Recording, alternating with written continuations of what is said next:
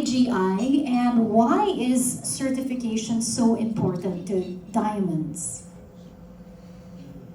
I'll take this one. Okay, so IGI, next year we'll be celebrating our half century. So IGI was established in Antwerp in 1975, and I think, you know, when you're dealing with trading, buying, selling high value merchandise, you need a third party body to say, yes, you know, it's that quality, that color, that clarity. Otherwise, you know, how do you know?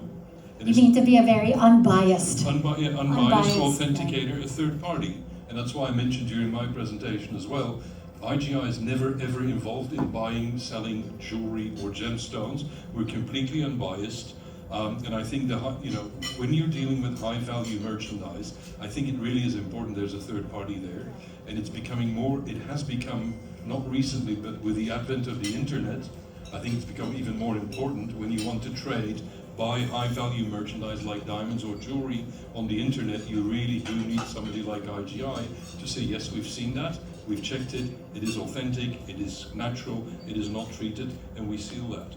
Right, you were saying with the internet, and I'm sure here in the Philippines it's very common. I'm not sure if this happens worldwide, but have there been a lot of, let's say, scams when it comes to trading and buying of diamonds and jewelry? Is that another reason why the IGI certification is so important, especially in jewelry retailers like Tessera? Yeah, I think you're right. I mean, you know, as you know, we do screening. When I mentioned screening for the big brands, it is because people do try to mix, you know, lab-grown stones into parcels of natural. So yeah, we do, you know, we do see scams. We do see it on a regular basis where people try to misrepresent what they're selling into something that it's not.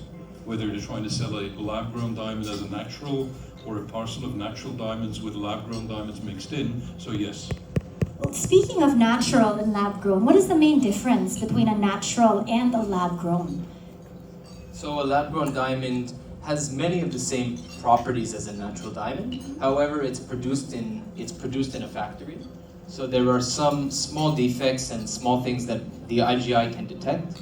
So it's very difficult for the consumer, but they have some small properties that are different. Okay. Yes. I guess taking it a step further, since we're talking about diamond certification, and Tessera offers all kinds of jewelry, what's the difference between a diamond certification and a jewelry certification? So the grading parameters are going to be exactly the same, pretty much. The only difference is in jewelry, we're looking at the craftsmanship as well. And we're also making sure the gold content is there. And the biggest thing is we're doing the screening of the small diamonds. So it's really the same exact reporting material, except it's expressed in a little bit different way as a whole piece. Yeah. Okay, thank you. And you had mentioned a while ago that the main purpose of IGI, especially because it's such a, diamonds are very expensive, it's such a high-ticket item. What would you say is the main goal of adding value? How does IGI certification really add value to diamonds, to your jewelry, to your pieces? Well, I think, you know, it definitely adds value. I think when you, again, I get back to the third party independent authentication of the material, of the type, you know, of the quality, when as a seller you can present that, it creates trust with the buyer. That's where the value is. I think that's where the value, you know, really is added. And you see it in the market as well. Stones that are generally sold without a certificate usually are cheaper or are selling at a discount compared to stones selling with a certificate. Broadly speaking, there are obviously examples, but broadly speaking, it's cheaper to buy a non-certified stone than it is to buy a certified stone. So I'm sure there are a lot that offer non-certified stones at a very balloon price as well. Yes. So Tessera offers conflict-free diamonds. If you could give us, I guess, a very quick general overview of the difference between conflict-free diamonds versus non-conflict-free diamonds. Okay. I think the term, I think the term is probably, I think it was, maybe from 20 or 25 years ago when you were talking about conflict-free. I think now there is or has been for 30 years, 25 years, there's a Kimberley process, which is basically if you want to ship diamonds globally, it needs to be shipped with a Kimberley certificate, basically guaranteeing that it's not coming from conflict zones in Africa or anywhere where there's war. But that's, it's much less prevalent at the moment. Yeah. Okay, so having said that, how does IGI, how are they able to ensure that the diamonds that you have or that you have to look at are conflict-free? Well, because everybody that's trading diamonds has to trade diamonds with Kimberley certificates, so by definition they are always conflict-free. If a complete stranger walks into our lab, he or she would have to provide credentials, company registration, and so on, and we would check that background to make sure that they have all the right certification and registrations to make sure that they are, if a complete stranger walks in with a diamond, we wouldn't certify it if we aren't sure. Okay. So there are a lot of processes that come along. I guess I can't just come in. At this point, I'd like to open the floor to questions. Remarks, comments. I personally have a question.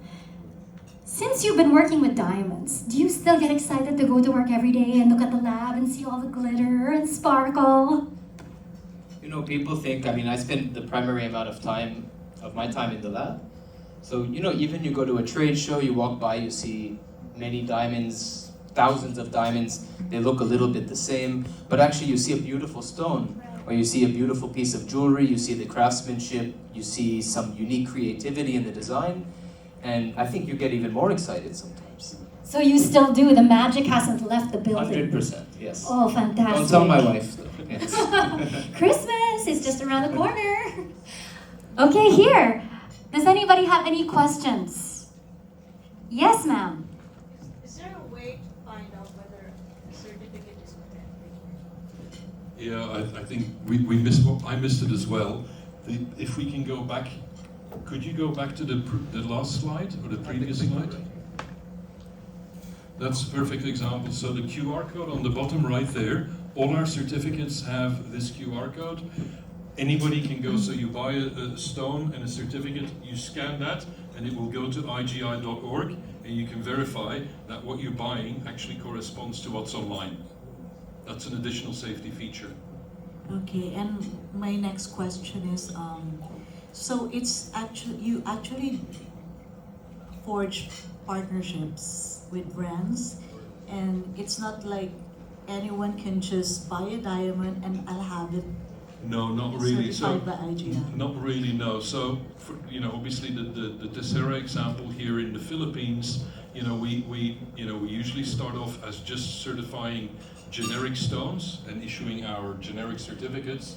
And then as the relationship develops, we say, hey, maybe we can do something together. And that's where the co-branded report comes in. And the co-branded report, I like to, when you see it, the front, could you go to the front of our co-branded report? Tessera, here we go. So the front, it's very much focused on the Tessera brand, okay? It's certified by IGI on the bottom right. It's very much the Tessera brand, and I liken, our logo there certified by, I compare it to Intel Inside for a computer. When you buy a computer, you buy a Dell or a Lenovo or an HP, you don't buy Intel. But you have the peace of mind that the CPU inside is an Intel processor. That's similar, I like the analogy, I think it's similar to that. It's certified by IGI, so it's the Tessera brand you're buying and everything it stands for, but us, IGI, the third party, has authenticated that whatever is inside is actually the quality that it pretends to be. That's where the co-branded is different from a generic. Okay, and that code cannot be tampered with? No. Well, I guess anything can be hacked, but no, basically this QR code is unique and belongs to the specific report and that specific summary number there, that and that connect, and if there's something not right, you'll see it straight away on our website that there's something not right. Okay, my last question is, because there are actually apps that claim to be, I mean, and there are so many downloads. So, does it actually do the job, or not at all? I love how you're looking at me like I can No, answer. it's not an app. I mean, you just use the camera on your phone, you click on it, and you can see. I mean, if there's somebody else trying to pretend to be IGI.org, I mean, I'm pretty sure you'll find out, pretty quickly if something is not right. Can it be done? Nowadays I think anything can be done. Anybody can be hacked. But, pretty much when you scan that, it goes to IGI.org, and it should really correspond. The certificate should correspond, the photo should correspond, and all the grading details should correspond as well. Thank you. Thank you for your questions. I think we have time for just one more person. Yes. Hi, I'm Angelo of GMA Lifestyle. Hi. In your years of grading diamonds, what is I guess the biggest, or in terms of carats, that you've graded, and also the rarest?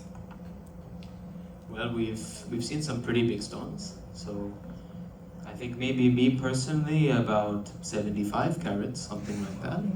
And then when you get into fancy colors, it's a whole different, you have the faceting a little bit different. So you can have some at the most recent diamond show in Hong Kong, we were given a stone 137 carats, fancy deep brown. Yes. Wow, amazing. Speechless. That left me speechless. Okay. First of all, I'd like to say thank you so much again. Thank you so much for being here, and thank you. Oh, I guess we do have time for one more question. Yes. Did anyone have a question? Yes, there. 2 more questions. We will capitalize on your presence. How does IGI compare to GIA when it comes to certification? So the thing is, when you're reading an IGI certificate, when I talked about the 4 C's, GIA actually developed this system. So this is a system that was adopted by IGI when we started in 1975. So every major laboratory, whether it's GIA, IGI, HRD, we're all going to grade diamonds according to the same parameters and with the same standards. So we're all when you compare different stones from IGI, GIA, you're going to find that they're very, very similar. I mean, even within IGI across the world, you can always have borderline stones. You can have a VS1 could be a VS2, or the same would be for within IGI to GIA. Maybe a very minute difference stone to stone, but usually the comparison is going to be the same. And also IGI is the only ones doing a finished jewelry report. Okay, thank you. I think we have another question. Okay, hi, I'm Gretchen, and I'm just wondering, because normally, right, when somebody proposes, it's usually, like, for people, it's usually all about the size. So my question would be, like, if you were to sort of prioritize, which of the 4 C's would you prioritize if you were to give tips to somebody who is about to propose? Okay, well, I think Stephen mentioned it as well. For me personally, I think the 4th C, the cut grade, I think is the most it's the most underrated or underappreciated of the 4 C's, because carat, okay, is it big? What does it weigh? Color clarity, everybody knows that. But cut really is the only thing that you can see with the naked eye. When you see, and Stephen gave the example with the 2 different stones, a very well-made stone, you can see straight away, it looks great in the window, it looks great when you put it on your finger, whereas, the difference between a, VS1 or an SI1 clarity, you can't see on your finger, or the same, a D color or a G color, or maybe an H and a J, you can't really see with the naked eye. So I usually, when I advise friends, friends that ask me the same question, I usually, if it were up to me, I would go for an excellent cut stone, and maybe sacrifice a little bit on 1 or 2 of the other C's. That's what I would do. Thank you so much. Noted with thanks. I will send this to my husband as well. Okay, do we have any more questions? Well, if we do have more questions, Stephen and Bob will be here until the end of the evening. Yes? Correct. Yes, along with a mobile bar. So you know what that means. Diamonds all around, sparkling diamonds. Thank you so much for being here, and thank you to our principals for bringing them over. Can we give Tessera a round of applause for giving us this diamond conference?